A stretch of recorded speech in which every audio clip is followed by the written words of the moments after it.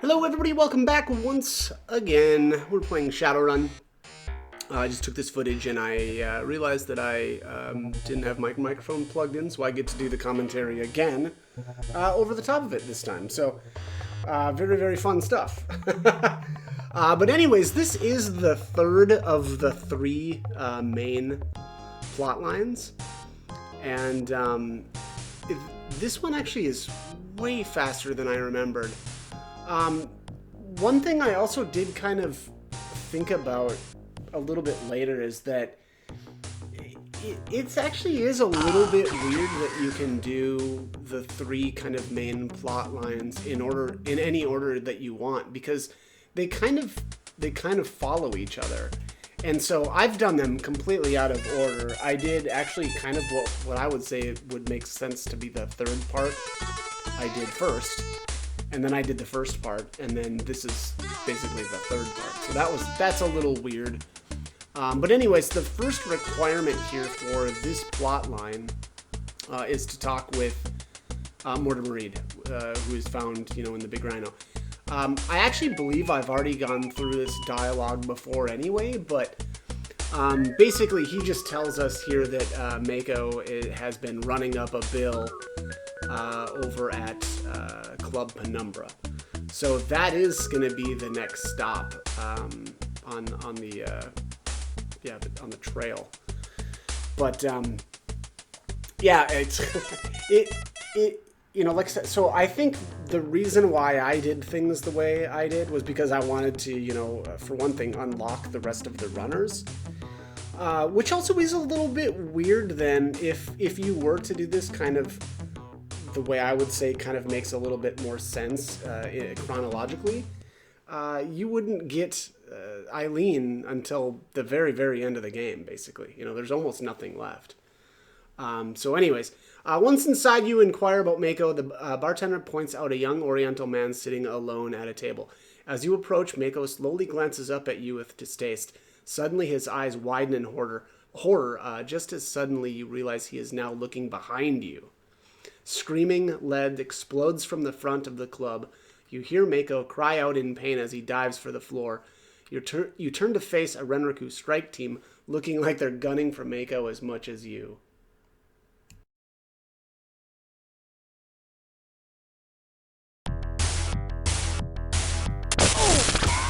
Alright, and here we just have to gun these guys down. On the floor, Mako lies unconscious in a pool of blood. You rudely awaken from his crimson slumber, and he he immediately begins to whine. I'll tell you whatever you want, but you need to get me to a doctor first. Don't think that's how it's going to play out for you, buddy.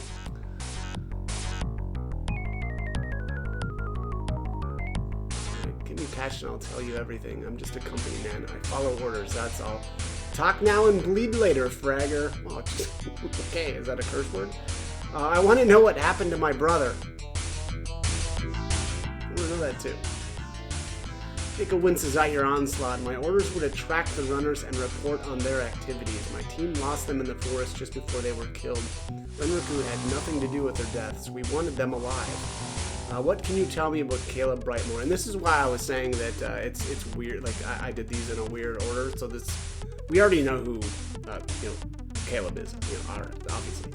Mr. Johnson was your brother's team with an elf named Caleb Brightmore. I'm sure he was taking orders from another.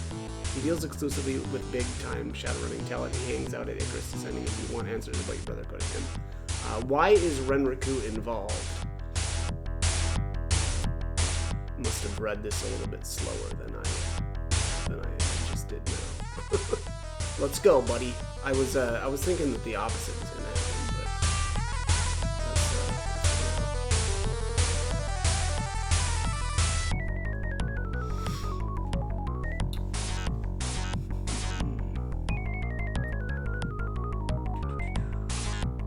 but hurry up, dude. Hurry up. Let's press that A button so I can get back to reading. Yeah, I really wish I wouldn't have, or would have noticed that my microphone wasn't plugged in before I did that, but whatever. Anyways, I was the project director for Operation Thon, searching the caves and forests for clues to some sort of tomb. Before you ask, I don't know what Thon means. Brother's team became a top priority after they were hired by Caleb to do the same. We hoped they could lead us to something. So they were just following them, allegedly. After the team was killed, Renriku spent more time following up on the situation. They even upped the resources to find out who killed them and why. I was immediately cut from the project after the 4th incident, so I don't know anything after that. Renriku replaced me with a new project director. His name is Ito Ogami. Alright, so tell me about Ito Ogami. He flew out here a couple of days ago after the 4th fiasco. He's most likely staying at a local hotel. I hear he's a real nasty customer. If you want to stay alive, don't mess with him. Oh, well, I mean... Now please, get me to a hospital. I need medical care or I'll die. Listen, that was a Renriku strike team that perforated you, and they'll surely find you in a hospital. Besides, I've seen people survive much worse than that scratch. That's pretty cold. Nico looks quite pale, but manages to give you a venomous glare. You shake your head in disgust and leave him to his own recourse. Okay, well, good luck on those gunshot wounds, I guess. It's time for us to get out of here. Next up, actually, I think is downtown Seattle, and then we need to go just to the east of the Space Needle, and that's... What was it? Was it the Wanderer? I think the name was that, or of the hotel that Ito's staying at. And here I initially was like, you should just, and I don't know why I didn't. It would have actually been a little bit shorter to just take a taxi, but you also don't really need to. It's definitely within walking distance. Here I just went into the so back in the conversation there with Mako, he does mention a person's name. He mentions Thon, right? We already know who Thon is, though, because I've done all this stuff completely. Although, gosh, do you learn Thon's? No, you learn Thon's name. Yeah, in the David Owlfeather part. So that, yeah, I don't even know why they. I don't know, just. Some of the stuff in terms of the storyline seems a little out of... I mean, yes, a lot of the stuff is out of order because of, the decisions that I made in which order to do the 3 main plot lines in. But even that one, right? Like, we already know who Thon is. Although I guess we didn't really ask Mako, like, who Thon is, right? He just offered that himself, right? Like, I don't know who Thon is before you ask. Which, again, we already know who that is anyway. And then here the inn this is very weird, right? Oh no, Mr. Ogami just left for his meeting. His private car was headed for Matchsticks. If you hurry, you might make it. This guy gave this information without us asking anything whatsoever. Very strange. Maybe he just knew, right? That guy's a telepath or something. He just knew that that's who we were looking for. Anyways, so here we are at the Matchstick. We've been here many times. I think this is where we pick up ladies, elven ladies specifically. You push your way into the club. Ito and a group of corporate types are having a meeting around a large table. Ito sees the deadly intent in your eyes and calls warning to the others. You can see that, huh? Maybe he's got cyber eyes, or I don't know. Deadly intent inspector. Anyway, the suits scramble from the booth, fumbling amateurishly for their guns. Ito produces an Uzi, expertly handling its bulk as the others move to his defense. Well, you know what that means. It's a firefight. No, it was a firefight. Yeah. Okay. Anyways, I love the opening music plays here too. Ito's leading body and numerous papers lie scattered about. Being a soft mark for opportunity, grab all you can. You find. That's quite the scene there. And then I was wondering, is that his bare foot there? Like his right foot? Did his shoe fall off? Or, cause right, like, I don't know, his shoes look different. Anyways, a holopics of Michael and a heavily cybered Amerindian, which is, Stark. Holopics labeled crime scene shows the scene where Michael and his team were ambushed. No survivors. It's written across the bottom. Oh my. In a surveillance report, Subject Stark spent most of his time away from the group preparing for the run on his own. Once underway, he was most at ease in the woods. However, he was constantly on edge as if he knew something was wrong. Subject Vigor was extremely hard to follow as he is an expert at covering his trail, appears to work for Thawne, tracking leads and confirming information, suspected to be a top aide, but this is unconfirmed at present. Amidst the papers, you find a Renraku Corp-issued cred stick with a balance of 10,000 million. Quickly download the money to your cred stick before Renraku can issue a hold on the funds. The last item is a passcode for Ito's personal computer system written on a scrap of paper. Not a good thing as far as security is concerned, but a lucky break for you. I don't know if I'll... If you don't need to go into Ito's security, I probably won't. Which I don't think you need to. Yeah, to be thinking.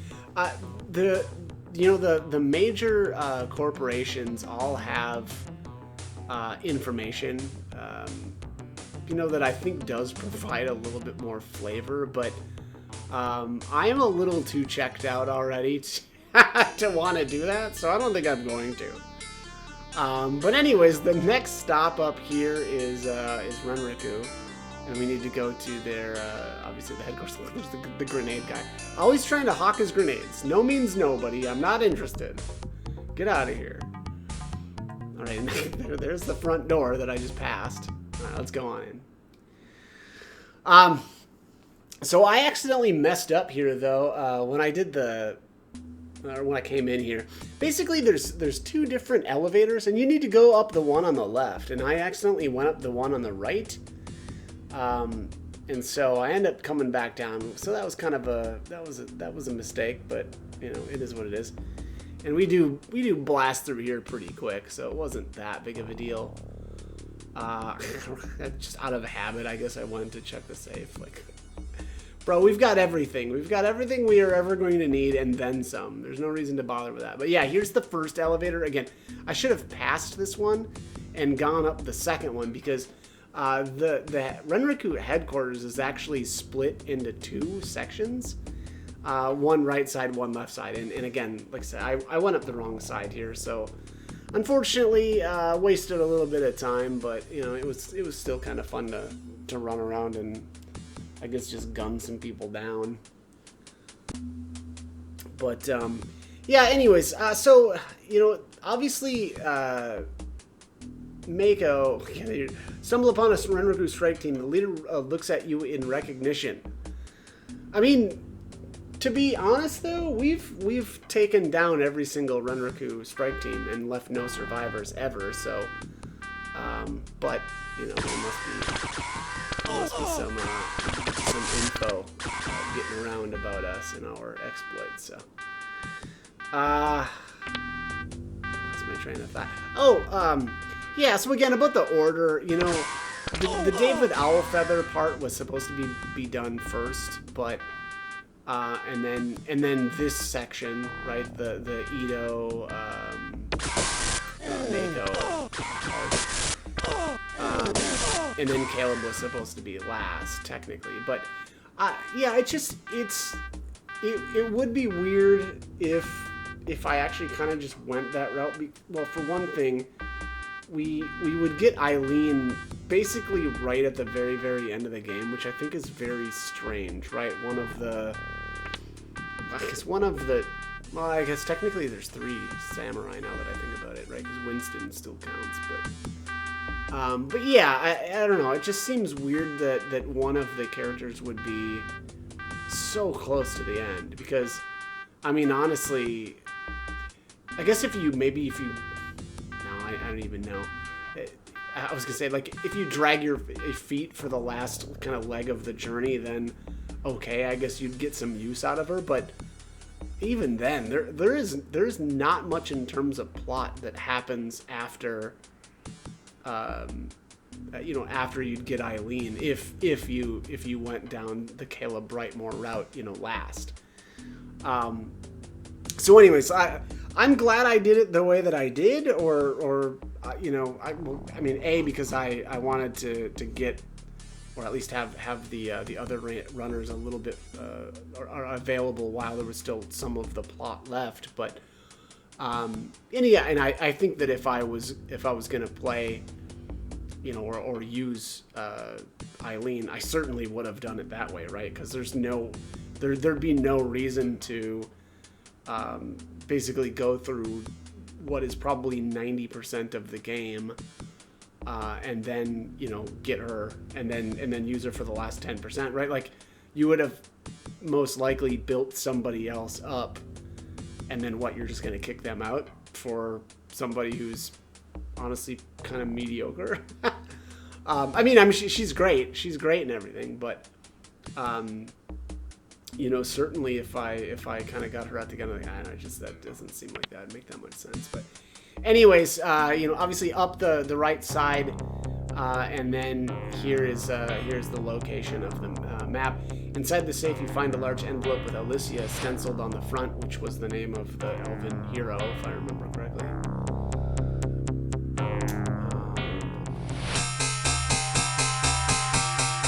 The envelope produces what appears to be some sort of animal hide covered with strange markings. The hide has been treated to make it transparent.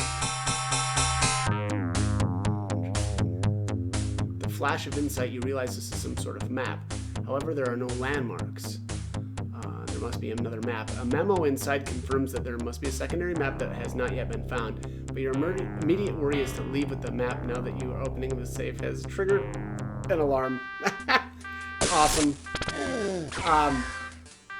Yeah, a little annoying that they, you know, they force an alarm on you, but whatever. Here, there was no reason to even mess around with this, but I figured, you know what, I've got an alarm that I need to wait out anyway. I don't know if there's any terminals on this level, but I didn't care enough to want to try to find one and hack into the system and shut it down, you know, so I didn't want to mess with any of that, so figured we'd just wait it out, take it easy, because that's kind of how this playthrough's been, you know, just take it easy. Yeah, anyways, so that is actually pretty much it for this leg. This was super easy. I mean, obviously my characters are pretty decked out here. It doesn't look like we've taken any damage at all. I noticed here, if you notice, there's the targeting reticle popped up on the opposite side over there. So it's kind of weird that enemies can spawn over on the other side over there. Obviously, we don't need to worry about them, but I thought that was kind of funny.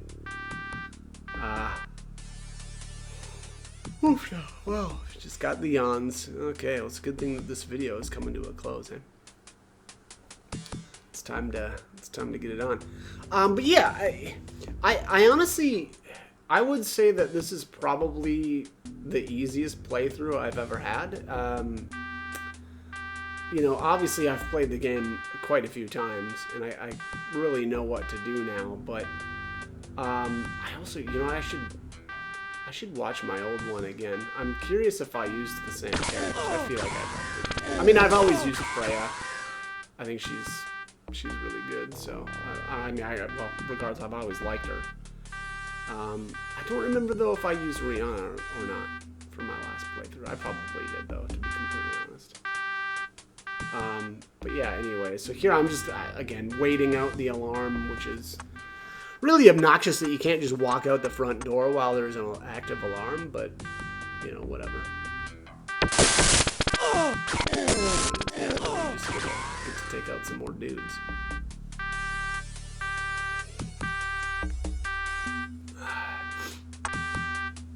Yeah, I think that's pretty much it. Yeah, I guess I decided to check my clips, make sure that I was doing all right in terms of ammo, which were pretty much maxed out. So everything's looking good there. But anyways, I think I'm gonna end this one here because there's not much. It's just waiting out the alarm until I can, you know, leave the building, and then I shut it down. But that is it for the 3 major plot lines. The last video will be honestly pretty quick too. There's just a couple of things that we need to do first, and then it's going to be like right into the to the final showdown. So I'm going to end this one here. As always, I hope the guide was helpful, and thank you for watching.